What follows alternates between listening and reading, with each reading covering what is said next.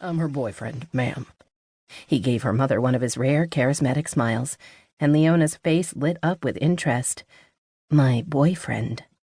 That made her insides turn into fondue, even though her mother's sudden appearance made Diana nervous.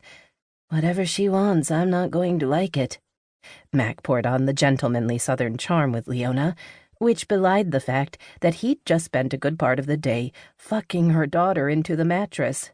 He looked calm and unflappable, the type of emotional self-management Diana chalked up to his Minotaur heritage. "Mom, we were just—" Diana gestured vaguely towards the back of the house. Her mother gave her a shrewd look. "Diana, I was married to your father for 23 years. I'm pretty sure I know what you were doing." Diana tensed, realizing her mother wasn't going to let her unresponsive daughter off the hook. Vanessa had probably told their mother about Mac. Mac spoke up. "We were just getting dressed. If you don't mind, could you please have a seat and we'll be right back?" Diana cast Mac a grateful look, then followed him into the bedroom. "I am so sorry."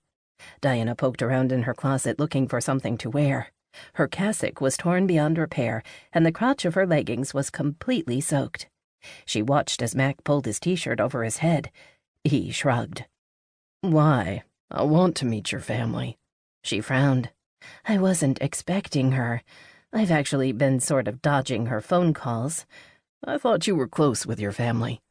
"I am," she said hastily. "You know, we've been busy with work lately, and my mom can be really pushy, in case that wasn't obvious to you." "She seems nice." "That's not exactly how I would put it."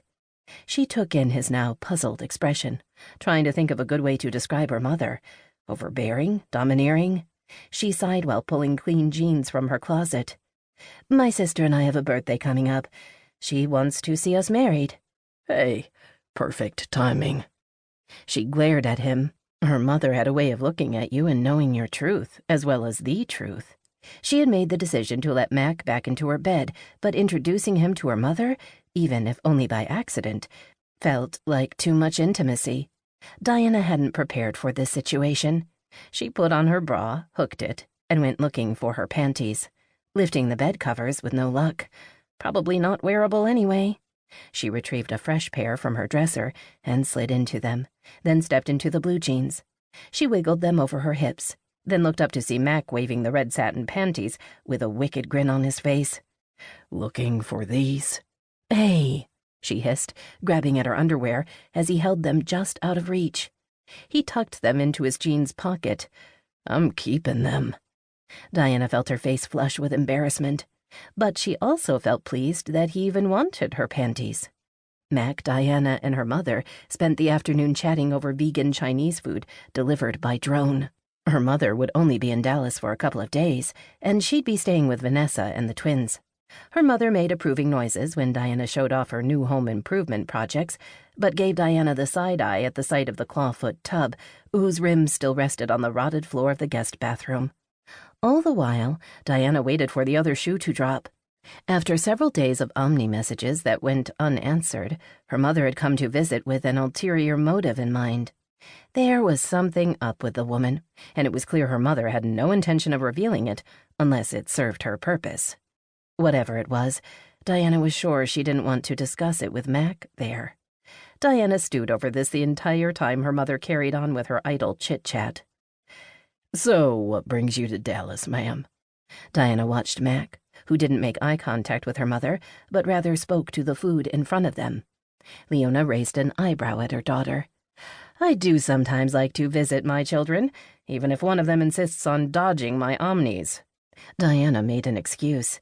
"I've got a new assignment, and I really need to be focused on work right now." "Where have I heard that before?" Leona set down her chopsticks. "Your father was exactly the same way, always a workaholic.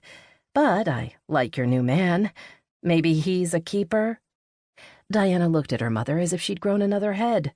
"Mom, you're not getting any younger. One day you'll look up and all the good ones will be gone."